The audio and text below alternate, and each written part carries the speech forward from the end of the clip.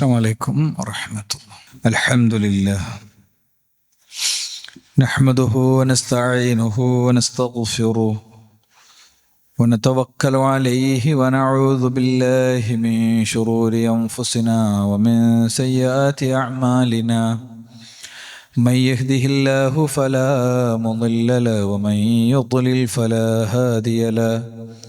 وأشهد أن لا إله إلا الله وحده لا شريك له وأشهد أن محمدا عبده ورسوله.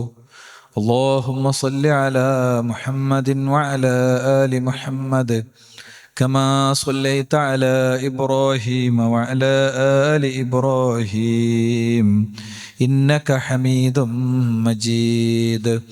أما بعد فإن خير الكلام كلام الله وخير الهدي هدي محمد صلى الله عليه وسلم وشر الأمور محدثاتها وكل محدثة بدعة وكل بدعة ضلالة وكل ضلالة في النار.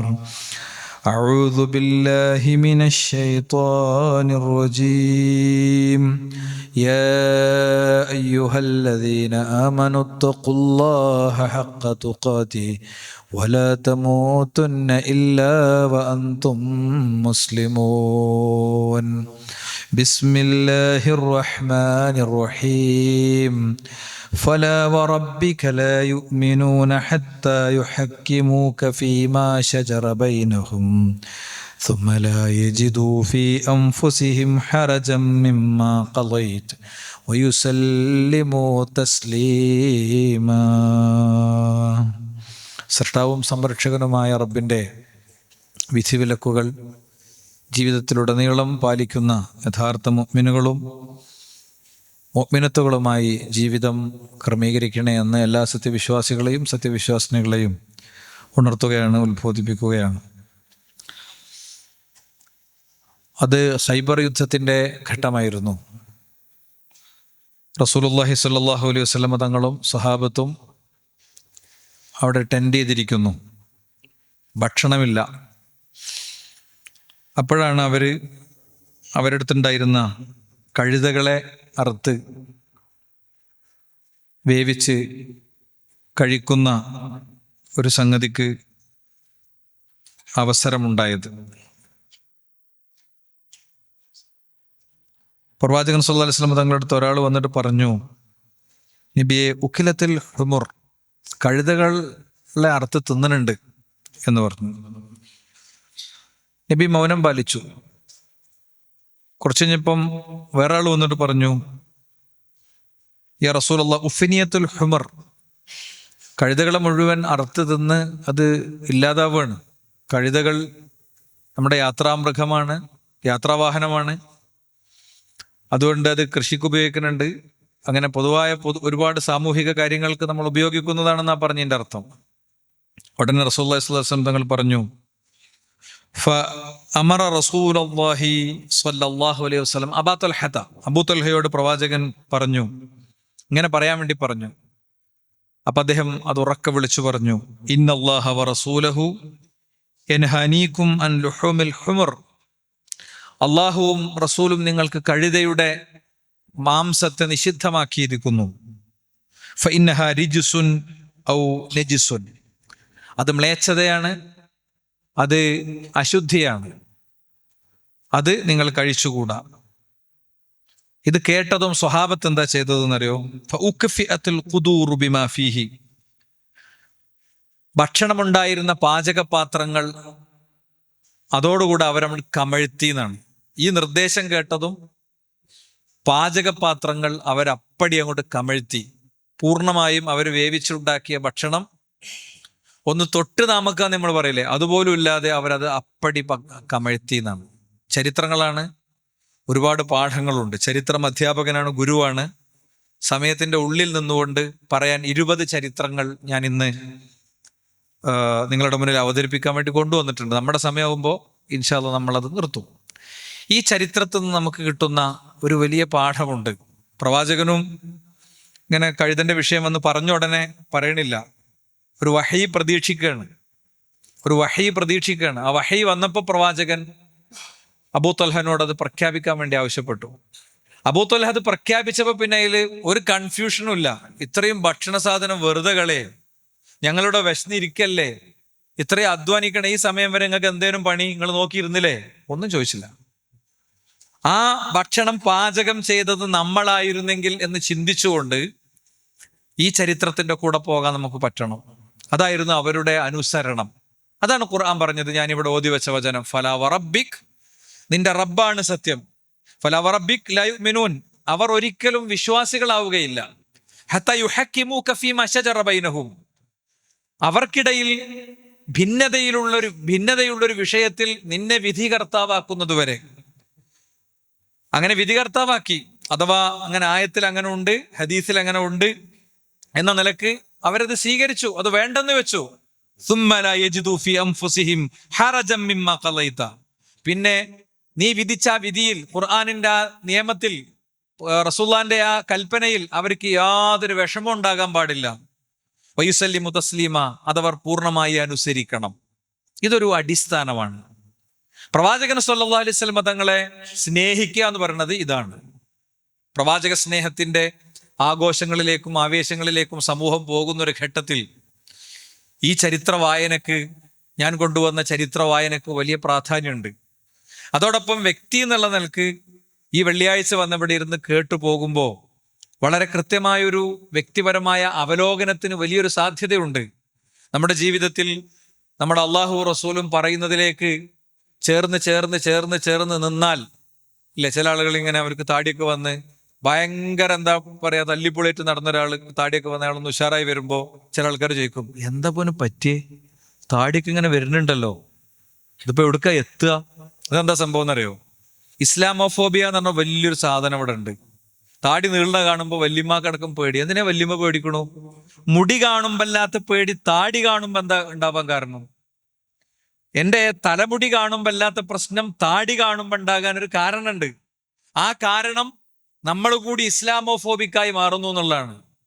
വളരെ കൃത്യമായി ആ താടിയെ എയിം ചെയ്തുകൊണ്ട്, അതിനൊരു സിംബോളിക് ആക്കിക്കൊണ്ട്, അങ്ങനെയാണ് ഇന്നത്തെ പരസ്യങ്ങളുടെ ഏറ്റവും വലിയ തന്ത്രം എന്താ? എന്തിനും എംബ്ലം ഉണ്ടാവും. നിങ്ങൾ കണ്ടിട്ടില്ലേ? എംബ്ലം ഉണ്ടാകും. മനുഷ്യന്റെ ബയോളജി അനുസരിച്ച്, തലച്ചോറനുസരിച്ച് അതവിടെ സ്റ്റിക്ക് ചെയ്ത് വെക്കാൻ ഭയങ്കര സുഖമാണ്. ഞാനിവിടുന്ന് ചില പേരുകൾ പറഞ്ഞ നിങ്ങൾ കാണുന്നത് ചില എംബ്ലങ്ങളാണ്. മലയാള മനോരമ എന്ന് ഞാൻ പറഞ്ഞു കഴിഞ്ഞാൽ നിങ്ങൾ എൻ്റെ എംബ്ലാണ് കാണുന്നത്, അല്ലേ? നിങ്ങൾ എംബ്ലാ കാണുന്നത്, അല്ല നിങ്ങൾ എൻ്റെ ഓഫീസല്ല കാണുന്നത്, എൻ്റെ മാനേജറല്ല കാണുന്നത്. ഞാനിവിടുന്ന് നൈക്ക് എന്ന് പറഞ്ഞാല് സ്പോർട്സ് രംഗത്തുള്ള ആളുകൾ കൃത്യമായിട്ട് ഇത് കാണുന്നുണ്ട്, വളരെ കൃത്യമായിട്ട് കാണുന്നുണ്ട്. അപ്പൊ ഞാൻ പറയുന്നത് ഓരോന്നിനും ഓരോ സിമ്പലുമാണ്. ഇതൊരു QR കോഡാണ്. ഇങ്ങോട്ട് വെച്ചെടുത്തു കഴിഞ്ഞാൽ പിന്നെ കാണുന്നത് സിറിയയിലെയും യമനിലെയും തുടങ്ങി ഏതെങ്കിലുമൊക്കെ പ്രാകൃത സമൂഹങ്ങളിലെ ഇസ്ലാമിക സമൂഹത്തിലെ ഒരു മഹാപണ്ഡിതന്റെ പോലും, നിങ്ങൾ എന്നെ ശരിക്ക് കേൾക്കുക, ലോകമറിഞ്ഞ ഏതെങ്കിലും ഒരു പണ്ഡിതന്റെ പിന്തുണയില്ലാത്ത ഇവിടുത്തെ തീവ്രവാദ ഗ്രൂപ്പുകൾ, ഇവിടുത്തെ ഏത് തീവ്രവാദ ഗ്രൂപ്പ് നിങ്ങൾ എടുത്തോ, ആ തീവ്രവാദ ഗ്രൂപ്പുകൾ പ്രത്യക്ഷപ്പെടും മുമ്പ് ഇസ്ലാമിക സമൂഹത്തിലെ ഏതെങ്കിലും ഒരു നിശ്ചിത കാലം സ്വാധീനിച്ചൊരു വ്യക്തി അതിലില്ല. വേറൊരു ടോപ്പിക്കാണ്, നമുക്കത് വിശദമായി തന്നെ പഠിക്കണം, വിശദമായി തന്നെ പറയണം അവസരം കിട്ടുമ്പോൾ. ഞാൻ പറയുന്നത്, ഒരാൾ ഖുറാനോട് സുന്നത്തിനോട് ചേർന്ന് വന്നാൽ എന്താ സംഭവിക്കുള്ളൂ അറിയോ? അയാൾ ഈ സമൂഹത്തിന് ഏറ്റവും ഉപകാരപ്പെടുന്ന ഒരു വ്യക്തിയായിട്ട് മാറും. അയാളുടെ നാവ് ശരിക്കും ഖുറാൻ നിയന്ത്രിക്കും, ഹദീസ് നിയന്ത്രിക്കും. അയാളുടെ കണ്ണ്, അയാളുടെ കാത്, അയാളുടെ ചിന്ത, അയാളുടെ സർവം അതിശക്തമായി നിയന്ത്രിക്കും. മനസ്സിലായില്ലേ? അതിശക്തമായി നിയന്ത്രിക്കും. ഒരാൾക്കും ദ്രോഹം ഒന്നും ഉണ്ടാവില്ല. ഇപ്പൊ ഞാൻ പറയുന്നത്, നമ്മളൊക്കെ ആലോചിക്കണം, അവര് പാചകം ചെയ്തുണ്ടാക്കിയ ഫുഡ് അവർക്ക് തട്ടാനുള്ള പ്രേരണ എന്തായിരുന്നു എന്നറിയോ? ഒറ്റ കാരണമുള്ളൂ. റസൂലുള്ളാഹി സ്വല്ലല്ലാഹു അലൈഹി വസല്ലം തങ്ങൾ പഠിപ്പിച്ചിട്ടുണ്ട്, ഊതീതുൽ ഖുർആന വമിസ്ലഹു മഅഹു, എനിക്ക് ഖുർആൻ നൽകപ്പെട്ടിട്ടുണ്ട്, അതോടൊപ്പം അതേപോലത്തെ വേറൊന്നും നൽകപ്പെട്ടിട്ടുണ്ട്. ഖുർആൻ വളരെ കറക്റ്റാണ്, നമുക്കറിയും. അതിൽ 6000 ചില്ലാനം വചനങ്ങൾ. അതിന്റെ കൂടെ അവതരിപ്പിക്കപ്പെട്ടത് എന്താണ്? അതിന്റെ കൂടെ അവതരിപ്പിക്കപ്പെട്ടത് റസൂലുള്ളാഹി സ്വല്ലല്ലാഹു അലൈഹി വസല്ലം തങ്ങൾക്ക് കിട്ടിയ വഹയുകളാണ്. അത് ഖുർആൻ തന്നെയും പറഞ്ഞു. എന്താണ്? കിതാബുൻ അൻസൽനാഹു ഇലൈക്, നിനക്ക് നാം അവതരിപ്പിച്ച ഗ്രന്ഥം, ലിതുബയ്യിന ലിന്നാസി മാ നുസ്സില ഇലൈഹിം. മറ്റൊരു വചനം, ലിതുബയ്യിന ലിന്നാസി മാ നുസ്സില ഇലൈഹിം, നിനക്ക് അവതരിപ്പിക്കപ്പെട്ട ഗ്രന്ഥം നീ ജനങ്ങൾക്ക് വിശദീകരിക്കാൻ വേണ്ടിയാണ് നാം അത് കൊണ്ടുവന്നത്. അപ്പോ ഖുർആൻ വഹിയായിട്ട് ജിബ്രീൽ കൊണ്ടുവന്നു കൊടുത്തതാണ്. അതിന്റെ വിശദീകരണമായിട്ടുള്ള കാര്യങ്ങളോ അതും വഹിയായിട്ട് കൊണ്ടുവന്നതാണ്. കാന ജിബ്രീൽ യൻസിലു അലൈഹി ബിസ്സുന്ന കമാ യൻസിലു അലൈഹി ബിൽ ഖുർആൻ. ഖുർആനും കൊണ്ട് ജിബ്രീൽ വരുന്നത് പോലെ ഹദീസും കൊണ്ട് ജിബ്രീൽ വരാറുണ്ടായിരുന്നു എന്നാണ്. നമ്മുടെ സമൂഹത്തിൽ ഹദീസിനെതിരെയുള്ള വലിയ ക്യാമ്പയിനുകൾ നടന്നിട്ടുണ്ട്. നവോത്ഥാനത്തിന്റെ മേൽക്കുപ്പായങ്ങൾ ചാർത്തിക്കൊടുത്ത് തിരോധാനത്തിന്റെ പേരിൽ പുണ്യവൽക്കരിക്കപ്പെടുന്ന വ്യക്തികൾ തിരോധാനത്തെ 100% നിരാകരിക്കുന്നു. ഒരു വ്യക്തിയെയും അയാളുടെ ആശയത്തെ ഇല്ലാതാക്കേണ്ടത് അയാളെ ഇല്ലാതാക്കിയിട്ടല്ല, അല്ലെ? ഇസ്ലാമിക രാഷ്ട്രമാണെങ്കിൽ ആ വ്യക്തികളെ കണ്ടെത്തിയിട്ടുണ്ടാകും, അവർക്കെതിരിൽ നടപടി എടുത്തിട്ടുണ്ടാവും. ഞാൻ പറയുന്നത് വ്യക്തികളുടെ പേര് മിമ്പറിൽ പരാമർശിക്കുന്നത് ഇഷ്ടമല്ലാത്തതുകൊണ്ടും വിഷയങ്ങൾക്ക് മനസ്സിലാക്കാനും വേണ്ടി പറയാണ്. വളരെ വാചാലമായി പ്രസംഗിച്ചവരും നന്നായി എഴുതിയവരും തൊട്ട് ഹദീസിനെതിരിൽ വലിയ അറ്റാക്ക് നടന്നിട്ടുണ്ട്. ഓറിയന്റലിസ്റ്റുകളുടെ വലിയ ക്യാമ്പയിനുകൾ ലോകത്ത് നടന്നതിന്റെ തുടർച്ചയാണത്. വളരെ കൃത്യമാണ്. ഓറിയന്റലിസ്റ്റുകൾ ഉണ്ടാക്കുന്നു, ഇസ്ലാം വിമർശനം മനസ്സിൽ വെക്കുന്ന ക്രിസംഗി മോഡൽ വ്യക്തികൾ ലോകത്തെമ്പാടുണ്ട്. അവരത് ഫണ്ടിറക്കി അത് സമൂഹത്തിലേക്ക് എത്തിക്കുന്നു. അത് ഫാസിസ്റ്റ് ചേരികൾ ഏറ്റെടുക്കുന്നു. അങ്ങനെ ഒരു സൈക്കിൾ അതിനുണ്ട്, മനസ്സിലായില്ലേ? ആ ഒരു സൈക്കിൾ അതിനുണ്ട്. ആ സൈക്കിളിൽ നമ്മൾ ആരെങ്കിലും അകപ്പെട്ടു പോയിട്ടുണ്ടെങ്കിൽ ഞാൻ പറയുന്ന ചരിത്ര പാഠങ്ങൾ നിങ്ങൾ ശരിക്കും ഉൾക്കൊള്ളണം. അത് നമ്മൾ പഠിക്കണം. പ്രവാചകന്റെ സ്വഹാബത്തിനെ സംബന്ധിച്ചിടത്തോളം അവരെ സംബന്ധിച്ചിടത്തോളം എളുപ്പമായിരുന്നു. റസൂലുള്ള പറഞ്ഞു, അവരനുസരിച്ചിരുന്നു. കാരണം റസൂലുള്ള പറയണത് പ്രവാചകൻ ദീനായിട്ട് പറയുന്ന കാര്യങ്ങൾ അത് വഹയാണ്. ദുന്യാവ് പറഞ്ഞപ്പോഴോ പ്രവാചകൻ അവരോട് പറഞ്ഞു, നമ്മളിപ്പോ ഈത്തപ്പന മരങ്ങളിൽ അതിന്റെ പൂവും ഇതൊക്കെ ഇങ്ങനെ കൂടുതൽ ഉണ്ടാവാൻ വേണ്ടിയിട്ട് ചെയ്യുന്ന ചില പ്രക്രിയകളുണ്ടല്ലോ, വേടൻ ഓർമ്മ വരുന്നില്ല, അത് നമ്മൾ ചെയ്യണോ എന്ന് ചോദിച്ചു. അപ്പൊ ഉടനെ മരത്തിന്റെ മേലെന്ന് ചോദിച്ചു, നബിയെ നിങ്ങൾ ദീന് പറഞ്ഞതാണെങ്കിൽ ഞങ്ങൾ ഇറങ്ങിക്കോളാം, ഇത് ദുന്യാവാണെങ്കിൽ ഇതെന്ത് ചെയ്യണം, ഞങ്ങൾക്ക് ചെയ്യണം. റസൂലുള്ള പറഞ്ഞു, നിങ്ങൾക്കാണ് കൃഷിനെ കുറിച്ച് കൂടുതൽ അറിയാം, നിങ്ങൾ ചെയ്തോളി എന്ന് പറഞ്ഞു. മനസ്സിലായില്ലേ? അപ്പൊ അത്രേ ഉള്ളൂ. ബദറിൽ അവർ ടെൻഡ് ചെയ്തപ്പോ നബിയോട് ചോദിച്ചത്, വഹയാണോ നബിയെ? വഹയാണെങ്കിൽ നമുക്ക് ഇവിടെ തന്നെ നിന്നാൽ മതി, ഞങ്ങൾക്ക് കൂടുതൽ അഭിപ്രായമൊന്നുമില്ല. പക്ഷെ വഹി അല്ലെങ്കിൽ ഇവിടെ അല്ല നിൽക്കാൻ നല്ലത്. അവർക്ക് യുദ്ധം പരിചയമുണ്ട്. അവർ പറഞ്ഞതനുസരിച്ച് റസൂലുള്ളാഹി സ്വല്ലല്ലാഹു അലൈഹി വസല്ലം മാറി. അപ്പോ പ്രവാചകന്റെ വചനം വന്നാൽ പിന്നെ നമ്മുടെ സ്റ്റാൻഡ് എന്താ? ലാ യുമിനു അഹദുക്കും ഹത്താ യകൂന ഹവാഉ തബ്അൻ ലിമാ ജിഅ്തു ബിഹി. വല്ലാത്തൊരു ഹദീസാണത്. ലാ യുമിനു അഹദുക്കും, നിങ്ങളിൽ ഒരാളുടെയും വിശ്വാസത്തിന് പൂർണ്ണത കിട്ടുകയില്ല. ഹത്താ യകൂന ഹവാഉ, അവന്റെ ഇച്ഛ ആയിത്തീരണം. തബ്അൻ ലിമാ ജിഅ്തു ബിഹി, ഞാൻ കൊണ്ടുവന്ന സന്ദേശങ്ങൾക്ക് അനുസൃതമാകണം. നമ്മുടെ ഇഷ്ടം പ്രവാചകന്റെ വചനങ്ങൾക്ക് വിരുദ്ധാണെങ്കിൽ നമ്മുടെ ഇഷ്ടങ്ങളെ നമ്മൾ ഉപേക്ഷിക്കണം. എന്നിട്ട് റസൂലുള്ളാഹി സ്വല്ലല്ലാഹു അലൈഹി വസല്ലം പറഞ്ഞുകൊടുത്തേക്ക് എത്തണം. അതാണ് അഷ്ഹദു അന്ന മുഹമ്മദർ റസൂലുള്ളാഹ്, റസൂലുള്ളാഹി എന്റെ പ്രവാചകനാണ് എന്ന് പറയുന്ന ആ ഷഹാദത്തിന്റെ അർത്ഥം അതാണ് പ്രവാചക സ്നേഹം. അല്ലാതെ ഒരു സ്പെഷ്യൽ ഡേ, പ്രത്യേകമായ പ്രാർത്ഥനകളും പ്രകീർത്തനങ്ങളും അങ്ങനെയല്ല, അല്ലെ? അതിനെയല്ല നമ്മൾ പറയാം. അത് സമൂഹം തിരിച്ചറിഞ്ഞേ പറ്റൂ, ഇല്ലെങ്കിൽ നമുക്ക് പരലോകത്ത് വലിയ നഷ്ടമായിരിക്കും. അതാണ് ബാങ്ക് കഴിഞ്ഞാൽ 1-2 ദിക്റുകൾ ചൊല്ലാണ്ടല്ലോ. അതിൽ ദിക്ർ എന്താ? ബാങ്കിന് ഓരോ വാചകങ്ങൾക്കും ജവാബ് കൊടുത്തിട്ട് നമ്മൾ പറയുന്ന ഉത്തരം എന്താ? റളീതു ബില്ലാഹി റബ്ബൻ വബിൽ ഇസ്ലാമി ദീനൻ വബി മുഹമ്മദിൻ നബിയ്യ. റളീതു ബില്ലാഹി റബ്ബൻ, എന്റെ റബ്ബായി ഞാൻ അള്ളാഹുവിനെ തൃപ്തിപ്പെട്ടിരിക്കുന്നു. വബിൽ ഇസ്ലാമി ദീനൻ, ഇസ്ലാമിനെ ഞാൻ പൂർണ്ണമായും എന്റെ മതമായി തൃപ്തിപ്പെട്ട് ഉൾക്കൊണ്ടിരിക്കുന്നു. അബി മുഹമ്മദിൻ നബിയ്യ, എന്റെ പ്രവാചകനായി ഞാൻ റസൂലുള്ളാഹിയെയും മുഹമ്മദ് റസൂലുള്ളാഹി സ്വല്ലല്ലാഹു അലൈഹി വസല്ലം തൃപ്തിപ്പെട്ടിരിക്കുന്നു എന്നാണ്. അഷ്ഹദു എന്ന് പറഞ്ഞൊരു വ്യക്തി, അയാള് ആധാർ കാർഡിൽ വിശ്വാസിയായിരിക്കും. അള്ളാഹിന്റെ അടുത്ത് വിശ്വാസിയാവണമെങ്കിൽ ഈ പറഞ്ഞ റിളയിലേക്ക് അയാൾ എത്തണം. അപ്പൊ ആ റിളകളെ, ആ തൃപ്തിയെ നമുക്ക് അത്ര തന്നെ ബോധ്യപ്പെടുത്തി തരാത്ത ചില കാര്യങ്ങളൊക്കെ ഇടയ്ക്ക് നമ്മൾ കാണും കേൾക്കുകയൊക്കെ ചെയ്യും. ഇസ്ലാമിന്റെ വിധികളോ ഹുക്കുമുകളോ ഒക്കെ ആയിട്ട്. എന്താ അതിന്റെ കുഴപ്പം? നമ്മുടെ പഠനത്തിന്റെ അഭാവം അല്ലാതെ വേറൊന്നും ഉണ്ടാവില്ല. നമ്മൾ സൂക്ഷ്മമായി വിഷയത്തെ പഠിച്ചെത്തുമ്പോൾ നിങ്ങൾ ആലോചിച്ച് നോക്ക്, ഇസ്ലാം എന്ന മതത്തെ ഇവിടെ നിന്ന് ഇല്ലാതാക്കാൻ എന്തെല്ലാം അവിടെ നടക്കുന്നുണ്ട്. അധിനിവേശങ്ങൾ ഒരു ഭാഗത്തുണ്ട്. ലോകത്ത് 10,000-കണക്കിന് റിസോഴ്സ് കേന്ദ്രങ്ങളുണ്ട്. ഇതിനു വേണ്ടി മാത്രമുള്ള റിസോഴ്സ് പേഴ്സൺസ് ഉണ്ട്. ലോകത്തെ ഏറ്റവും വലിയ എല്ലാ മീഡിയ അജണ്ടകളിലും ഈ ഇസ്ലാം എന്ന മതത്തിന്റെ ഉന്മൂലനമുണ്ട്. കാരണം അവരേറിയപ്പെടുന്ന കണ്ടന്റ് ലോകത്തെ ഒന്നുമില്ല. ഇപ്പൊ ഭയങ്കര സിമ്പിൾ അല്ലേ? നിങ്ങൾ ChatGPT-യിൽ ഒരു ജസ്റ്റ് ഒരു പ്രോംപ്റ്റ് ഇട്ട് കൊടുത്താൽ മതി. എന്താ പ്രോംപ്റ്റ്? ഇന്ന ചാനലിന്റെ കഴിഞ്ഞ ഒരു മാസത്തെ കോണ്ടന്റ് എത്രത്തോളം എന്തൊക്കെയായിരുന്നു വെച്ച് കഴിഞ്ഞാൽ അവർ പറഞ്ഞുതരും. ആന്റി ഇസ്ലാം കോണ്ടന്റ് ആണ് കംപ്ലീറ്റ് ബ്രോഡ്കാസ്റ്റ് ചെയ്യുന്നത്. ഇതൊക്കെ ഉണ്ടായിട്ടും ഇസ്ലാം ഇവിടെ പിടിച്ചു നിൽക്കുന്നതിന്റെ കാര്യം എന്താ? അതിന്റെ ബേസ്മെന്റ് അത്ര സ്ട്രോങ് ആണെന്നുള്ളത് തന്നെയാണ്. ഉയർത്തപ്പെട്ട മുഴുവൻ വിമർശനങ്ങളും, ഉയർത്തപ്പെട്ട മുഴുവൻ ആക്ഷേപങ്ങളും, അതിനൊക്കെ മറുപടികളുണ്ട്. ഒന്നുമില്ല മറുപടി ഇല്ലാത്തത്.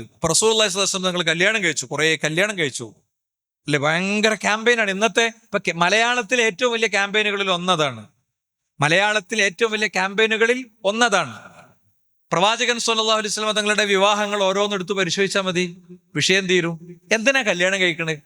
ഇവിടെ ഉയർത്തപ്പെടുന്ന വിമർശനത്തിലെ കല്യാണം കഴിക്കൽ എന്താ? നബി ഒരു ലൈംഗികദാഹിയായിരുന്നു. അങ്ങനെയാണെങ്കിൽ ആദ്യം കല്യാണം കഴിച്ച ആൾക്ക് പ്രവാചകനേക്കാൾ എത്രയോ പ്രായമുണ്ട്. പിന്നെ കല്യാണം കഴിച്ച ആൾക്കോ അതിലേറെ പ്രായമുണ്ട്. 60കാരിയായ ഉമ്മു സലമ ബീവിയെ പ്രവാചകൻ ജീവിതത്തിലേക്ക് എടുക്കുകയാണ്. നീണ്ട കാലങ്ങൾക്ക് ശേഷം, ഭർത്താവിനെ നഷ്ടപ്പെട്ടതിന് ശേഷം ഉമ്മു സലമയും ഭർത്താവും തമ്മിൽ കണ്ടുമുട്ടുന്നത് അബൂ സലമയുടെ മരണമുഖത്താണ്. മരണമുഖത്ത് കരഞ്ഞിരിക്കുന്ന ഒരു വിധവയുടെ അരികിൽ പോയി പ്രവാചകൻ അവരോട് പറയാൻ വേണ്ടി പറയാണ്, ഇന്നാ ലില്ലാഹി വ ഇന്നാ ഇലൈഹി റാജിഊൻ എന്ന് പറയൂ. ശരി, പറഞ്ഞു. അല്ലാഹുമ്മ അജ്ർലി ഫീ മുസീബത്തി വഖ്ലുഫ് ലി ഖൈറൻ മിൻഹാ എന്ന് പറയൂ. നമ്മളെ ഫോൺ പോയാലും, നമ്മളെ വണ്ടി ഇടിച്ചാലും, നമ്മളെ കുട്ടി മരിച്ചാലും, നമ്മളെ കട കത്തിയാലും, നമ്മളെ വീട്ടിൽ വെള്ളം കയറിയാലും ഒക്കെ ചെല്ലാനുള്ള ദിക്റാണത്. അല്ലാഹുമ്മ അജ്ർലി ഫീ മുസീബത്തി, എന്റെ ദുരിതത്തിന് എനിക്ക് നീ കൂലി തരണം. വഖ്ലുഫ് ലി ഖൈറൻ മിൻഹാ, അതിലേറെ ഖൈറായത് എനിക്ക് നീ തരണം. എന്നിട്ട് ഉമ്മു സലമ ബീവി പറയുന്നുണ്ട്, അബൂ സലമ എന്ന് പറയുന്ന വലിയ മനുഷ്യനേക്കാളും നല്ലൊരാളെ ഈ കിളവിയായ പല്ലു കൊഴിഞ്ഞ് മോണ കാട്ടിച്ചിരിക്കുന്ന അവസ്ഥയിലേക്ക് എത്തിയ ഉമ്മു സലമക്ക് ഇനി കിട്ടേ എന്നവര് അത്ഭുതം കൂറി അവരുടെ ആത്മ സംഭാഷണങ്ങളിൽ വരുന്നുണ്ട്. പക്ഷേ ഉമ്മു സലമന്റെ ബെഡ്റൂമിലെ പുതുമാരനായി പിന്നെ വന്നതാരാ? മുഹമ്മദുർ റസൂലുള്ളാഹി സ്വല്ലല്ലാഹു അലൈഹി വസല്ലം. അങ്ങനെയാണ് ഉമ്മു സലമനെ പ്രവാചകൻ എടുക്കുന്നത്. ഓരോരുത്തരും എങ്ങനെയാണ്. അപ്പൊ നമ്മൾ വിഷയങ്ങൾ പഠിച്ചു പോകുമ്പോൾ പ്രശ്നം ഉണ്ടാവില്ല. അതുകൊണ്ട് സഹോദരന്മാരെ, ഞാൻ പറയുന്നത് ഇത് വഹയാണ്. ഈ വഹയുകൾ സ്വഹാബത്ത് അത്രയും മനോഹരമായി സ്വീകരിക്കുകയാണ് ചെയ്തത്. ഇനി മദ്യനിരോധനത്തിന്റെ ഒരു രംഗമുണ്ട്, കേട്ടോക്ക് നിങ്ങൾ. മദ്യം ഇസ്ലാമിൽ എങ്ങനെ നിരോധിച്ചത്? രാവും പകലും മുഴുവൻ കുടിച്ചു മറിഞ്ഞിരുന്നൊരു ജനത, ഞാൻ മരിച്ചാൽ എന്നെ ഈത്തപ്പന വള്ളികൾക്ക് താഴെ കുഴിച്ചു മൂടണമെന്ന് വസിയ്യത്ത് എഴുതി വെച്ച കാരണവന്മാരുള്ളൊരു സമൂഹം. അവരെങ്ങനെ ഓരോരോ ഘട്ടങ്ങളിലൂടെ, അതിന്റെ ഘട്ടങ്ങളിലേക്ക് ഞാൻ പോണില്ല, നമ്മുടെ വിഷയത്തിന്റെ പൂർണ്ണതയിലേക്ക് ഒന്നും പോകാൻ കഴിയില്ല എന്നുള്ളതുകൊണ്ട്. പക്ഷെ അവസാനത്തെ ആയത്തിറങ്ങി. എന്താ അവസാനത്തെ ആയത്തിന്റെ ചുരുക്കം? ഫഹൽ അൻതും മുൻതഹൂൻ, മനുഷ്യന്മാരെ നിങ്ങൾക്ക് നിർത്താനായില്ലേ എന്ന ചോദ്യം. ഈ ആയത്തിറങ്ങിയപ്പോ മദീനയിൽ ഒരുപാട് സംഭവ വികാസങ്ങൾ ഉണ്ടായി. അവിടെ ചെത്തുതൊഴിലാളികളുടെ സമരമുണ്ടായില്ല, മദ്യമുതലാളിമാരുടെ കൈക്കൂലി കൊടുക്കലും പിന്നെ സീക്രട്ട് ക്യാമറകളും ഉണ്ടായില്ല, അവിടെ ഭരിക്കണ മുന്നണിയിൽ നിന്ന് തന്നെ പ്രശ്നം ഉണ്ടായില്ല, പ്രതിപക്ഷത്തു നിന്ന് തന്നെ സംസാരം ഉണ്ടായില്ല. ഫഹൽ അൻതും മുൻതഹൂൻ, നിങ്ങൾ ഇതിൽ നിന്ന് വിരമിക്കുന്നില്ലേ എന്നുള്ള ഒറ്റ ചോദ്യം വന്നപ്പോ അവിടെ ഉണ്ടായിരുന്ന ഒരു രംഗം പറയാണ്. അനസ് ഇബ്നു മാലിക് പറയാണ്, മാ കാന ലനാ ഖംറുൻ ഗൈറു ഫളീഖികും ഹാദല്ലദീ തുസമ്മുനഹു അൽ ഫളീഖ. ഫളീഖ എന്ന് പേര് വെച്ച ഒരു പ്രത്യേക മദ്യം മാത്രമാണ് അവിടെ ഉണ്ടായിരുന്നത്, ആ സമയത്ത് ഉണ്ടായിരുന്നത്. എന്നാല് റസൂലുള്ളാഹി സ്വല്ലല്ലാഹു അലൈഹി വസല്ലം നിങ്ങളുടെ ക്യാമ്പയിനിൽ നിങ്ങൾ എന്ത് ചെയ്യരുത്, മദ്യത്തിൽ ഗുണത്തെക്കാളേറെ ദോഷാണെന്ന് പറഞ്ഞു വെച്ചു. ഗുണത്തെക്കാളേറെ ദോഷാണെന്ന് റസൂലുള്ള പറഞ്ഞൊരു കാര്യം ഞാൻ ഉപയോഗിക്കണില്ല എന്ന് കുറച്ച് ആൾക്കാർ തീരുമാനിച്ചു. എന്നാലും വലിയ അഡിക്റ്റുകളൊക്കെ പിന്നെയും കുറച്ചൊക്കെ കുടിക്കും. ഇപ്പൊ റസൂലുള്ള പറഞ്ഞു നിസ്കാരത്തിന് കുടിച്ചിട്ട് വരാൻ പാടില്ല എന്ന് പറഞ്ഞു. അപ്പൊ നിസ്കാരത്തിന് മുമ്പ് നിർത്തേണ്ടി വന്നു. രാത്രി നേരത്തെ നിർത്തി. സുബഹിന്റെ ലൊഹറിന്റെ അടിയിൽ ആണ് പിന്നെ സമയമുള്ളത്, അവിടെ നേരത്തെ നിർത്തി. ലൊഹറിന്റെ അസറിന്റെ അടിയിൽ സമയമല്ല, അപ്പോഴോ കുടിച്ചില്ല. മഗ്‌രിബിന്റെ ഇശാഇന്റെ ഇടയിൽ അവിടെയും സമയമില്ല. അപ്പൊ കുറെ ടീം ഡെവലപ്പായി വന്നിരുന്നു. പിന്നെ വീര്യം കുറഞ്ഞ സാധനം, അതാ പറഞ്ഞ വീര്യം കുറഞ്ഞതാണെങ്കിലും കൂടിയതാണെങ്കിലും ഖലീലുഹു വ കസീറുഹു ഹറാം, കൂടിയതും കുറഞ്ഞതൊക്കെ ഹറാമാന്ന് റസൂലുള്ളാഹി സ്വല്ലല്ലാഹു അലൈഹി വസല്ലം പറയാനുള്ള കാരണം അതാണ് കേട്ടോ, പറഞ്ഞു പോണം നമ്മള്. അപ്പോ ഇങ്ങനെ വന്നപ്പോ അബൂ ത്വൽഹ എന്ത് ചെയ്യാണ്? മൂപ്പർക്ക് ഇതിന്റെ കുറച്ച് പരിപാടിയൊക്കെ ഉണ്ട്, കച്ചവടമൊക്കെ ഉണ്ട്. അദ്ദേഹം എന്ത് ചെയ്യാണ്? ഫൈനീല ഖായിമുൻ അസ്ഖി അബാ ത്വൽഹത വഫുലാനൻ വഫുലാനൻ, അബൂ ത്വൽഹക്ക് ഞാൻ കോരിക്കൊടുക്കുകയാണ്. അപ്പോഴോ ഇന്ന ആൾക്കാർക്കൊക്കെ മദ്യം ഇങ്ങനെ ഒഴിച്ചു കൊടുക്കുക, മദ്യവീപ്പയിൽ നിന്ന് ഇങ്ങനെ ഒഴിച്ചു കൊടുക്കുക. അപ്പോഴോ ഇത് ജാഅ റജുലുൻ ഫഖാൽ, ഒരാൾ വന്നിട്ട് പറഞ്ഞു, വഹൽ ബലഗകുമുൽ ഖബർ, നിങ്ങൾക്ക് വാർത്ത എത്തിയില്ലേ? എന്താ വാർത്ത? ഫഖാലു വമാ ദാക്, എന്താ വാർത്ത എന്ന് ചോദിച്ചപ്പോ ഹുർരിമത്തുൽ ഖംർ, കള്ള് നിഷിദ്ധമാക്കിയിരിക്കുന്നു, കള്ള് ഹറാമാക്കിയിരിക്കുന്നു. ഫഖാലു അഹ്രിക് ഹാദിഹിൽ ഖിലാല യാ അനസ്, ഉടനെ മദ്യത്തിന്റെ കച്ചവടത്തിന്റെ മുതലാളി പറയാം, ഈ പാത്രം ഒഴിച്ചള അനസേ. അനസ് ഇങ്ങനെ കോരി കൊടുക്കുകയാണ്, ചെറിയ കുട്ടിയാണ്. അനസ ഈ പാത്രം ഒഴിച്ചള.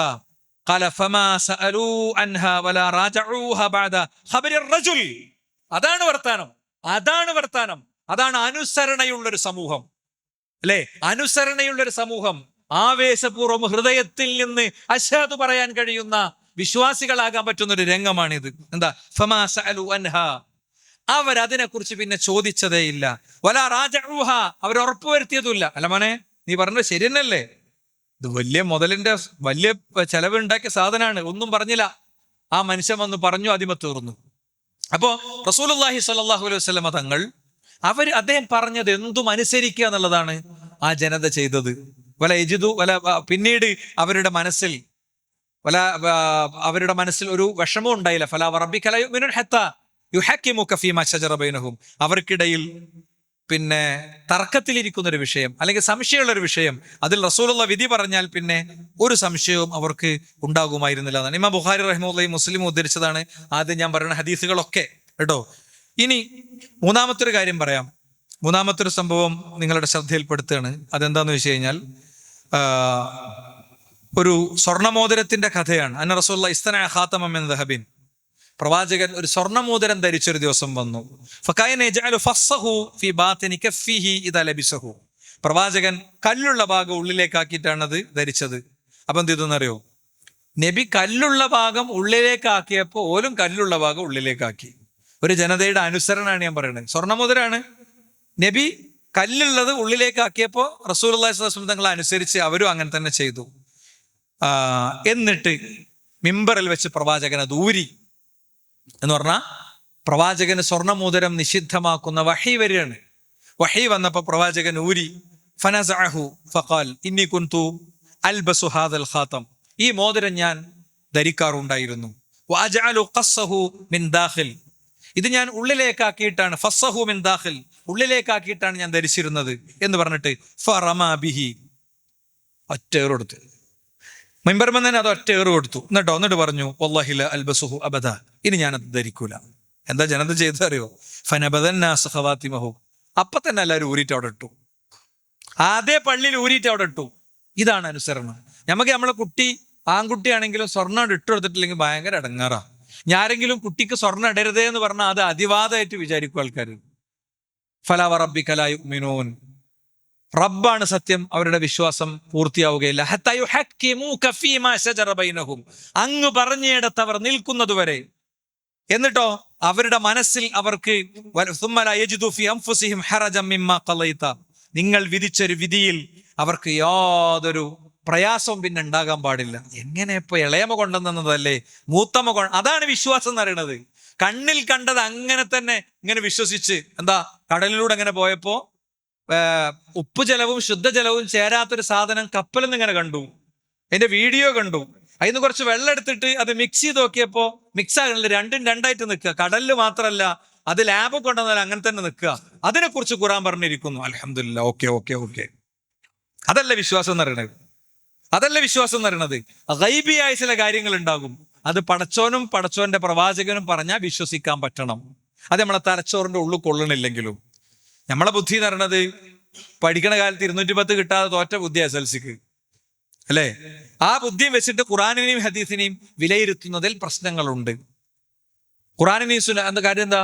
അങ്ങനെ വിലയിരുത്തിയ പലതും പിന്നീട് വലിയ തോതിൽ മാറിയിട്ടുണ്ട്, തിരുത്തിയിട്ടുണ്ട്. സയൻസ് ഫാക്ടുകളാണെങ്കിലും പിന്നെ എന്താണെങ്കിലും ഇഷ്ടംപോലെ കാര്യങ്ങൾ നമുക്കതിൽ പറയാൻ പറ്റും. നോക്കൂ നിങ്ങൾ, ഇനി മറ്റൊരു കാര്യം പറയാം. മൂന്നാമത്തെ ഒരു സംഭവം പറയാം. എന്താണ്? റസൂലുള്ളാഹി സ്വല്ലല്ലാഹു അലൈഹി വസല്ലം തങ്ങൾ സമൂദ് ഗോത്രത്തിന്റെ വെള്ളത്തിൽ നിന്ന്, കിണറിൽ നിന്ന് വെള്ളം എടുക്കുന്ന ഒരു വിഷയം അവരോട് പറയാം. മരുഭൂമിയാണല്ലോ, അപ്പോൾ സമൂദിനെ ശിക്ഷിക്കപ്പെട്ട മണ്ണാണ്. ഒരു ജനതയ്ക്ക് മേൽ അള്ളാഹുവിന്റെ ശിക്ഷ ഇറങ്ങിയ ഒരു സ്ഥലത്ത് അവിടുന്ന് വേഗം പോകാൻ റസൂലുള്ളാഹി പറയാം. അവിടുന്ന് വേഗം പോകാൻ പറയും. അവിടെയുള്ള കാര്യങ്ങൾ ഉപയോഗിക്കരുതെന്ന് പറയും കേട്ടോ. അപ്പൊ ആ കിണറ്റിൽ നിന്ന് വെള്ളം എടുത്തപ്പോ അള്ളാഹുവിന്റെ റസൂൽ സ്വല്ലല്ലാഹു അലൈഹി വസല്ലം പറഞ്ഞു, സ്വാലിഹ് നബി ഒട്ടകത്തിന് വെള്ളം കൊടുത്ത കിണറ്റിന്നല്ലാതെ എവിടുന്ന് നിങ്ങൾ എടുക്കണ്ട എന്ന് പറയണം. ഫഅമറഹും റസൂലുള്ളാഹി സ്വല്ലല്ലാഹു അലൈഹി വസല്ലം അൻ യുഹർരിഖൂഹു മസ്തഖൂ വയഗ്ലിഫുൽ ഇബ്ല അൽ അജീൻ വഅമറഹും അൻ യസ്താഖൂ മിനൽ ബിഇരി അല്ലതി കാനത് തരിദുഹൻ നാഫില. വെള്ളം എടുത്തിട്ട് മാവ് കുഴച്ചു കഴിഞ്ഞിരുന്നു. നബി പറഞ്ഞു, ആ മാവ് നിങ്ങൾ ഉപയോഗിക്കണ്ട, അത് ഒട്ടകത്തിന് കൊടുക്കും. അവരപ്പടി അതനുസരിച്ചു. അവിടെ വേറെ ഒന്നുമില്ല. നമുക്കൊക്കെ കുറെ പ്രായോഗിക ചിന്തകളാണ് ഇവിടെയൊക്കെ വരിക. അവിടെയൊക്കെ നമ്മൾ ഓർക്കേണ്ട ഹദീസ് എന്താ? അവിടെയൊക്കെ നമ്മൾ ഓർക്കേണ്ട ഹദീസ് ലാ യുമിനു അഹദുക്കും ഹത്താ യകൂന ഹവാഉ തബഅൻ ലിമാ ജിഅതു ബിഹി. എന്റെ ഇഷ്ടങ്ങൾക്കനുസരിച്ച്, പ്രവാചകന്റെ നിർദ്ദേശങ്ങൾക്കനുസരിച്ച് നിങ്ങളുടെ നിലപാടുകളാകുന്നതുവരെ നിങ്ങളുടെ വിശ്വാസം പൂർണ്ണമാകുന്നില്ല എന്നാണ് റസൂലുള്ളാഹി സ്വല്ലല്ലാഹി അലൈഹി വസല്ലം തങ്ങൾ പറഞ്ഞ ഒന്നിലും സഹോദരന്മാരെ നമുക്ക് നഷ്ടം ഉണ്ടാവില്ല.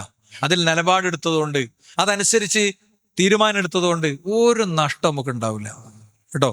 ഇപ്പൊ പലിശനെ കുറിച്ചൊക്കെ പറയുമ്പോൾ ആളുകൾ പറയും, ഒരു എന്താ നിങ്ങൾ പറയണ, കച്ചവടമല്ലേ, നടക്കണ്ടേ? ഞാൻ ചോദിക്കുന്നത്, പലിശക്ക് എടുത്തിട്ട് വിജയിപ്പിച്ച എത്ര കച്ചവടം ഉണ്ട്? ലോകം തന്നെയും ഇസ്ലാമിക് ഫിനാൻസിനെ സംബന്ധിച്ച് കമന്റ് ചെയ്യണ കാലത്താണ് നമ്മൾ ജീവിക്കുന്നത്, അല്ലേ? ലോകത്ത് ലോക സാമ്പത്തിക പ്രതിസന്ധിയുടെ ഒരു സ്റ്റോറി നിങ്ങളൊന്ന് എടുത്തു നോക്ക്. ലോക സാമ്പത്തിക പ്രതിസന്ധിയുടെ സ്റ്റോറി, ജനിക്കാനിരിക്കുന്ന 10,000-കണക്കിന് കുഞ്ഞുങ്ങൾക്ക് കോടികളുടെ കടമുള്ള അവസ്ഥയിലാണ് ലോകത്ത് ഓരോ രാഷ്ട്രങ്ങളും ഉള്ളത്. നേരെ തിരിച്ച് ഇസ്ലാമിക് ഫിനാൻസ് കൃത്യമായി കീപ്പിയുടെ രാഷ്ട്രങ്ങളുടെ സ്ഥിതി ഒന്ന് എടുത്തു നോക്കും നിങ്ങൾ. അവര് പിന്നെയും പുരോഗതിക്ക് പോവാണ്. അപ്പോ നമ്മൾ അതിൽ നിന്നൊക്കെ നമുക്ക് വലിയ പാഠങ്ങളുണ്ട്, അല്ലേ? പണ്ട് എൻ്റെ ഒരു കുട്ടി, ക്ലാസ് മുറിയിലൊരു കുട്ടി ഒരു കവിത എഴുതി, ഒരു കൊച്ചു കവിത. അത് അവൾക്ക് എവിടുന്നെങ്കിലും കിട്ടിയതാണോ, ഇനി അവൾ തന്നെ എഴുതിയതാണോ എന്ന് ചോദിച്ചാൽ എനിക്ക് അത്ര വ്യക്തമല്ല. എന്താണ്? ലോൺ എടുത്തു, വീട് വെച്ചു, വീട് വിറ്റു, ലോൺ അടച്ചു. അത്ര സിമ്പിളാ. ലോൺ എടുത്തു, വീട് വെച്ചു, വീട് വിറ്റു, ലോൺ അടച്ചു, അല്ലേ? നിങ്ങൾ ഏതെടുത്തു കഴിഞ്ഞോ, ഇസ്ലാമികമായ ഏത് സ്റ്റാൻഡ് എടുത്തു കഴിഞ്ഞോ, ആ സ്റ്റാൻഡുകൾക്കൊക്കെ കൃത്യമായും ലോകം അത് സ്വീകരിക്കുന്ന ഒരു സാഹചര്യം യഥാർത്ഥത്തിലുണ്ട്. അതുകൊണ്ട് ഒരു ഇൻഫീരിയോറിറ്റി ഇല്ലാതെ, ഒരു അപകർഷബോധം ഇല്ലാതെ പ്രവാചകൻ സല്ലല്ലാഹു അലൈഹി വസല്ലം പഠിപ്പിച്ച നിയമങ്ങളിലേക്കും തത്വങ്ങളിലേക്കും വരുന്നില്ല ഒരു ഭയവും നമുക്കില്ല. എൻ്റെ വളരെ അടുത്തൊരു സുഹൃത്തിന്റെ വേഷത്തെ ഒരാൾ വളരെ മോശമാക്കി കളിയാക്കി. അപ്പൊ അയാള് പറഞ്ഞു, ഈ ആകാശവും ഭൂമിയൊക്കെ ഡിസൈൻ ചെയ്ത പടച്ചവനാണ് എൻ്റെ വസ്ത്രത്തിന്റെ ഡിസൈനർ. നിങ്ങളുടെ വസ്ത്രത്തിന്റെ ഡിസൈനറോ നിങ്ങളെ പോലത്തെ ഒരു മനുഷ്യനാണ്. അയാൾ ഇനി അടുത്ത ദിവസം വേറൊരു സാധനമായിരിക്കും ഡിസൈൻ ചെയ്യുക. അത് നിങ്ങൾ ധരിക്കേണ്ടി വരും. എനിക്കൊരു സ്റ്റാറ്റിക് ആയിട്ടുള്ളൊരു ഡ്രസ് കോഡ് ഉണ്ട്, സ്ഥിരമായിട്ടുള്ളൊരു ഡ്രസ് കോഡ് ഉണ്ട്, ഇല്ലേ? ഒരു ഇൻഫീരിയോറിറ്റിന്റെ ആവശ്യമല്ല.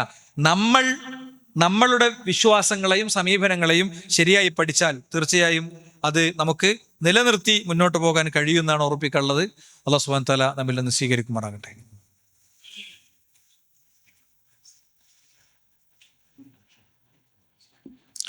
അൽഹംദുലില്ലാഹി വസ്സലാത്തു വസ്സലാമു അലാ റസൂലില്ലാഹി വഅലാ ആലിഹി വസ്ഹബിഹി അജ്മഈൻ, അമ്മാ ബഅദ്. സൃഷ്ടാവും സംരക്ഷകനുമായ റബ്ബിനെ ജീവിതത്തിൻ്റെ എല്ലാ മേഖലയിലും സൂക്ഷിക്കണമെന്ന് ഒരിക്കൽ കൂടി ഉണർത്തുകയാണ്, ഉത്ബോധിപ്പിക്കുകയാണ്. അവരുടെ വളരെ വ്യക്തിപരമായ കാര്യങ്ങളിൽ പോലും റസൂലുള്ളാഹി സ്വല്ലല്ലാഹു അലൈഹി വസല്ലം തങ്ങളുടെ വരികൾക്ക് വലിയ പ്രാധാന്യം അവർ കൽപ്പിച്ചിരുന്നു. ഒരു മനുഷ്യൻ അദ്ദേഹത്തിന്റെ ഭാര്യയെക്കുറിച്ചുള്ള, ഒരു ഭാര്യ അദ്ദേഹത്തിന്റെ ഭർത്താവിനെ കുറിച്ചുള്ള പരാതിയായിട്ട് പ്രവാചകൻ സല്ലല്ലാഹു അലൈഹി വസല്ലം തങ്ങളുടെ അടുത്ത് വരികയാണ്. അപ്പൊ ഈ മനുഷ്യനാണെങ്കിൽ പെണ്ണിനോട് ഭയങ്കര സ്നേഹമാണ്. ഈ സ്ത്രീക്കാണെങ്കിൽ ഈ മനുഷ്യനെ വേണ്ട. അപ്പൊ പ്രവാചകൻ ഇങ്ങനെ ഒരു ആത്മകഥം പോലെ പറഞ്ഞു, അവനെ സ്വീകരിച്ചിരുന്നെങ്കിൽ എന്നിങ്ങനെ പറഞ്ഞു. ഒട്ടനെ അത്രയും നേരം ഇങ്ങനെ ആ ഭർത്താവിനെതിരെ കമന്റ് ചെയ്തുകൊണ്ടിരുന്ന സ്ത്രീ പെട്ടെന്ന്, നബിയെ, ഇത് നിങ്ങൾ എന്നോട് നിർദ്ദേശിക്കുകയാണോ? ഞാൻ എടുക്കൂ. ഇല്ല, ഞാൻ നിർദ്ദേശിക്കണില്ല, ഞാൻ എൻ്റെ ഒരു ആഗ്രഹം പറഞ്ഞതാണ്. അത്ര ക്ലിയറാ അവരുടെ അനുസരണം. ഒരു വയോധികയായ സ്ത്രീ ഒരു ഭാര്യയും ഭർത്താവുള്ള വീട്ടിൽ ചെന്നപ്പോ കുറച്ച് കഴിഞ്ഞപ്പോൾ അവർക്ക് മനസ്സിലായി, ഈ ഭാര്യയും ഭർത്താവും എൻ്റെ പാല് കുടിച്ചിട്ടുണ്ട്. അറബ്സിന്റെ ഇടയിൽ ഇന്നും നിലനിൽക്കുന്ന ഒരു രീതിയാണത്. നമ്മൾ കുപ്പിപ്പാല് കൊടുക്കുന്നതിന് പകരം അവരെന്ത് ചെയ്യും? മുലകുടിപ്പിക്കാൻ വേണ്ടി ഏൽപ്പിക്കും. ആ മുലകുടി ബന്ധത്തിന് ഇസ്ലാം വലിയ പ്രാധാന്യം കൊടുക്കുന്നുണ്ട്. എന്ന് പറഞ്ഞാൽ നമ്മുടെ ഭാര്യയുടെ പാല് ആശുപത്രിയിൽ അവർ നിൽക്കുമ്പോൾ മറ്റൊരു കുട്ടി കൊണ്ട് ഷെയർ ചെയ്തു എന്ന് വിചാരിക്കുക. എന്താ, ആ കുട്ടീൻ്റെ ഉമ്മാക്ക് പാലില്ല, അല്ലെങ്കിൽ ആ കുട്ടീൻ്റെ ഉമ്മ മരിച്ചു, ഇപ്പം നമ്മൾ പറയാം, ഇങ്ങോട്ട് തരൂ, ഞങ്ങൾ കൊടുത്തോളാം എന്ന് പറയാം. അതോടെ ആ കുട്ടിക്ക് എവിടെ നിന്നോ വന്ന മറ്റാരുടെയോ ഉദരത്തിൽ പിറന്ന് അവർ നൊന്തു പ്രസവിച്ച് അവർ മരിച്ചുപോയി. ആ കുട്ടിയുടെ ഉമ്മയുടെ വില ഈ കുട്ടി കൊടുക്കണം എന്നാണ്. പിന്നെ അനന്തരാവകാശമല്ലാത്തതിലൊക്കെ എന്താണ് നിയമം ബാധകമാണെന്നാണ്. അപ്പൊ ഇവരോട് രണ്ടാളോടും പറഞ്ഞു, ഞാൻ നിങ്ങൾക്ക് രണ്ടാൾക്കും പാല് തന്നിട്ടുണ്ടല്ലോ മക്കളെ എന്ന്. അവർ രണ്ടാളും ഞാരോടും ഉണ്ടണ്ട, അത് അങ്ങനെയാണ് പോട്ടെ എന്ന് തീരുമാനിക്കല്ല ചെയ്തത്. അതിലൊരു ഇസ്ലാമിക വിധി ഉള്ളതുകൊണ്ട് അവർ പ്രവാചകന്റെ അടുത്ത് പോയി. വിഷമത്തോടെ പ്രവാചകൻ പറഞ്ഞു, നിങ്ങളെ കാര്യം അറിഞ്ഞു, അറിയണത് വരെ കുഴപ്പമില്ല, അറിഞ്ഞ സ്ഥിതിക്ക് മുലപ്പാലിന് അങ്ങനത്തെ ഒരു വില ഉണ്ട്, പിന്നെ നിങ്ങൾ ഭാര്യ ഭർത്താക്കന്മാരായി ജീവിക്കാൻ പറ്റില്ല എന്ന് പറയുന്നു. അവരെന്ത് ചെയ്യുന്നു? സന്തോഷപൂർവ്വം പിരിയുന്നു. കരച്ചിലും ബഹളമൊന്നുമില്ല, ഒരു വിധിയെ അനുസരിക്കുന്നു. ഞാൻ പറയുന്നത് ഇസ്ലാമിക ചരിത്രം എടുത്ത് പരിശോധിച്ചു കഴിഞ്ഞാൽ ഇത് വ്യക്തമാണ്. മനുഷ്യ ചരിത്രത്തിൽ ഇത്രയും അനുസരിക്കപ്പെട്ട മറ്റൊരു വ്യക്തിയുണ്ടോ പ്രിയപ്പെട്ടവരെ? മനുഷ്യ ചരിത്രത്തിൽ ഇത്രയും അനുസരിക്കപ്പെട്ട മറ്റൊരു വ്യക്തിയെ നമുക്ക് കാണാൻ പറ്റുമോ? മനുഷ്യ ചരിത്രത്തിൽ ഇത്രയും ഭംഗിയുള്ള മറ്റൊരു വ്യക്തിയെ കാണാൻ പറ്റുമോ? ഒരാൾ നിങ്ങൾക്ക് ഏറ്റവും പ്രിയപ്പെട്ടവനാകുന്നത് അയാളുടെ സൗന്ദര്യമാണെങ്കിൽ മനുഷ്യ ചരിത്രത്തിൽ ഏറ്റവും സുന്ദരനായ വ്യക്തി. ഒരാൾ നിങ്ങൾക്ക് ഏറ്റവും പ്രിയപ്പെട്ടത് അദ്ദേഹത്തിന്റെ കാരുണ്യം കൊണ്ടാണെങ്കിൽ മനുഷ്യ ചരിത്രത്തിൽ കാരുണ്യത്തിന്റെയും വിട്ടുവീഴ്ചയുടെയും ഏറ്റവും മഹത്തായ ചരിത്രങ്ങൾ അവതരിപ്പിച്ചൊരു വ്യക്തി. ഒരാളുടെ വാക്കുകളാണ് BGMന്റെ പശ്ചാത്തലത്തിൽ സ്റ്റാറ്റസുകളിൽ തെളിയുന്ന, ആരോ സ്ക്രിപ്റ്റ് എഴുതി കൊടുത്ത് വേറെ ആരോ പ്രാക്ടീസ് കൊടുത്ത് അതിനുശേഷവും ഏറ്റവും മെഗാപിക്സൽ കപ്പാസിറ്റി ഉള്ള ക്യാമറകൾക്ക് മുന്നിൽ ഒരുപാട് തവണ തെറ്റിച്ചു വീണ്ടും അയാൾ ആവർത്തിച്ചു പറഞ്ഞ ഡയലോഗാണ് അയാളെ നിങ്ങൾക്ക് ഏറ്റവും പ്രിയപ്പെട്ടവനാക്കുന്നതെങ്കിൽ അയാളുടെ കഴിവിനൊന്നും നിരാകരിക്കാൻ പറഞ്ഞതല്ലേ ഞാൻ. റസൂലുള്ളാഹി ഒരാളും സ്ക്രിപ്റ്റ് എഴുതി കൊടുത്തിട്ടില്ല, ഒരാളും റീടേക്ക് ചെയ്തിട്ടില്ല. എന്തെല്ലാം മനോഹരമായ കമന്റ്സ് ഉണ്ട്. നീ നിന്റെ വീടിന്റെ മേൽക്കൂര കെട്ടുമ്പോ മറ്റോനെ പരിഗണിക്കണം. നിന്റെ മേൽക്കൂരി എന്നുള്ള ദ്രോഹം അങ്ങോട്ട് ഉണ്ടാകരുത്. അയൽവാസി പട്ടിണി കിടക്കുമ്പോ വയറ് നിറയെ ഭക്ഷണം കഴിക്കണോനെ അവന്റെ വിശ്വാസം പൂർണ്ണല്ല, അല്ലേ? അനാഥക്കുട്ടിയുടെ സംരക്ഷണത്തിന്റെ കാര്യത്തിൽ, വിധവയുടെ കാര്യത്തിൽ, ലോകം പിന്നീട് ചർച്ച ചെയ്യാനിരിക്കുന്ന കാര്യങ്ങളിലൊക്കെ റസൂലുള്ളാഹി സ്വല്ലല്ലാഹു അലൈഹി വസല്ലം കമന്റ് ചെയ്തിട്ടുണ്ട്. കാരണം റസൂൽ പറഞ്ഞത് അത്രയും വഹയാണ്. വഹി മാത്രമേ പ്രവാചകൻ സ്വല്ലല്ലാഹു അലൈഹി വസല്ലം സംസാരിക്കൂ എന്നുള്ളതാണ് അതിന്റെ കാരണം. അതുകൊണ്ട് പ്രിയപ്പെട്ടവരെ, പ്രവാചകൻ സ്വല്ലല്ലാഹു അലൈഹി വസല്ലം തങ്ങളുടെ ജീവിതത്തെയും ജീവചരിത്രത്തെയും നമ്മൾ അറിയണം. അപ്പോഴേ നമുക്ക് പിന്നോട് ഇഷ്ടം ഉണ്ടാവുള്ളൂ. അല്ലാതെ ഏതെങ്കിലും ഒരു ദിവസം എല്ലാവരുടെയും കൊടിയൊക്കെ പിടിച്ച് പിന്നെ കുറച്ച് ദിക്റൊക്കെ ചൊല്ലി അങ്ങനെ നടന്നതുകൊണ്ട് അതിന് ഇസ്ലാമികമായ രേഖയില്ല, പ്രമാണങ്ങളില്ല. ആയിഷ ബീവി പ്രവാചകന് ശേഷം 10-40 വർഷം ജീവിച്ചിട്ടുണ്ട്. അവരൊരിക്കലും അത് ചെയ്തിട്ടില്ല. 4 ഖലീഫമാര് ചെയ്തിട്ടില്ല. സ്വഹാബത്തിൽ ഒരു സ്വഹാബിയും ചെയ്തിട്ടില്ല. അതുകൊണ്ട് നമ്മളെ സംബന്ധിച്ചിടത്തോളം നമുക്ക് ഇത്തരം സന്ദർഭങ്ങളിലൊക്കെ ഓർമ്മ വരേണ്ടത് പ്രവാചക ജീവിതത്തെ ശരിയായി പഠിക്കാനുള്ള പ്രചോദനങ്ങളാണ് ഉണ്ടാവേണ്ടത്. ആ രീതിയിൽ മുന്നോട്ട് പോകാൻ അള്ളാഹു നമ്മെ അനുഗ്രഹിക്കുമാറാകട്ടെ. അവന്റെ മുഅ്മിനുകളിൽ, മുത്തഖികളിൽ, മുഖ്ലിസുകളിൽ അവൻ നമ്മെ ഉൾപ്പെടുത്തുമാറാകട്ടെ. വ്യത്യസ്തങ്ങളായ രോഗങ്ങളും പ്രയാസങ്ങളും അനുഭവിക്കുന്ന ആളുകളുണ്ട്. എല്ലാവർക്കും അള്ളാഹു ഷിഫാഇനെ കൊടുക്കുമാറാകട്ടെ. നമ്മുടെ വളരെ അടുത്തൊരു സുഹൃത്ത് ഇവിടെ ഇരിക്കുന്ന കുറെ ആളുകൾക്ക് അറിയാം. അദ്ദേഹം കഴിഞ്ഞ 10-20 ദിവസമായി അബോധാവസ്ഥയിൽ കിടക്കുകയാണ്. അദ്ദേഹത്തിന്റെ ബോധം തെളിയുന്നതും പ്രതീക്ഷിച്ച് ഒരു കുടുംബം കാത്തിരിക്കുകയാണ്. അദ്ദേഹത്തിന് വേണ്ടി ഒരു കുഞ്ഞ് അദ്ദേഹത്തിന്റെ ഭാര്യയുടെ ഉദരത്തിൽ തുടിക്കുകയാണ്. ഈ 20-ാം തീയതിയാണ് ആ കുട്ടിയുടെ പിന്നെ എന്താ പറയുക ഡെലിവറി ഡേറ്റ് ഡോക്ടർ കൊടുത്തിട്ടുള്ളത്. അല്ലാഹു സുബ്ഹാനഹു വ തആല ആ കുഞ്ഞിന്റെ കരച്ചിൽ കേട്ട് ഉണർച്ചയിലേക്ക് എത്തുന്ന ഒരു തൗഫീഖിനെ എൻ്റെ പ്രിയപ്പെട്ട സുഹൃത്തിന് പ്രദാനം ചെയ്യുമാറാകട്ടെ എന്ന് ഈ സന്ദർഭത്തിൽ പ്രാർത്ഥിക്കുകയാണ്. നിസ്സഹായരാണ് നമ്മളൊക്കെ. ഒരുപാട് പ്ലാനും പദ്ധതി ഉണ്ടാക്കി പോവാണ്. ഒരു ബൈക്കും ഒന്നൊന്ന് തെന്നി വീണപ്പോ നഷ്ടപ്പെട്ട ബോധത്തെ തിരിച്ചു കൊണ്ടുവരാൻ 10-15 ലക്ഷം ചെലവാക്കി കഴിഞ്ഞപ്പോ ഏത് വ്യക്തിയാണ് സുഹൃത്തുക്കളെ, ഈ ഇരിക്കണ ആർക്കാണ് സുഹൃത്തുക്കളെ പറ്റുക? അതുകൊണ്ട് ഒരു ദിവസം പോകും. നമ്മൾ ആരാണെങ്കിലും എന്താണെങ്കിലും, എന്തൊക്കെ ഡെസിഗ്നേഷനുകളുടെ തണലിലാണെങ്കിലും, എന്തൊക്കെ കുടുംബത്തിന്റെ സംരക്ഷണം ഉണ്ടെങ്കിലും നമ്മളെ കൊണ്ടുപോയി ഒരു ചാലിൽ ചെരിച്ച് കിടത്തും, മേലെ കല്ലുവെക്കും. അവിടെ മുതൽ ഒരു ജീവിതം ആരംഭിക്കുന്നു എന്നുള്ളതാണ് പ്രശ്നം. അവസാനിക്കല്ല, ആരംഭിക്കുകയാണ് ചെയ്യുന്നത്. അതുകൊണ്ട് ഉറ്റാലോചിച്ചുകൊണ്ട് മുന്നോട്ട് പോവുക. അള്ളാഹു നമ്മുടെ എല്ലാ വിഷമങ്ങൾക്കും ആശ്വാസം നൽകുമാറാകട്ടെ. ലാ ഇലാഹ ഇല്ലല്ലാഹുവിന്റെ വഴിയിൽ സഞ്ചരിച്ച് യഥാർത്ഥ മുഅ്മിനുകളും മുഖ്ലിസുകളുമായി മരിക്കാനുള്ള തൗഫീഖിനെ പ്രദാനം ചെയ്യുമാറാകട്ടെ. കാലക്കെടുതികൾ അനുഭവിക്കുന്ന ആളുകൾക്ക് അള്ളാഹു അതിൽ നിന്നൊക്കെ മോചനത്തെ നൽകുമാറാകട്ടെ. മനുഷ്യ സൗഹാർദ്ദത്തിൽ അധിഷ്ഠിതമായ അന്തരീക്ഷം ഈ മണ്ണിൽ എന്നെന്നും നിലനിൽക്കാനുള്ള അവസ്ഥയെ അള്ളാഹു നമുക്ക് പ്രദാനം ചെയ്യുമാറാകട്ടെ. അല്ലാഹുമ്മ ഗ്ഫിർ ലിൽ മുഅ്മിനീന വൽ മുഅ്മിനാത്ത് اللهم أعز الإسلام والمسلمين وأذل الشرك والمشركين ربنا آتنا في الدنيا حسنة وفي الآخرة حسنة ربنا وقنا عذاب النار آمين آمين برحمتك يا أرحم الراحمين والحمد لله رب العالمين وصلى الله عليه وسلم.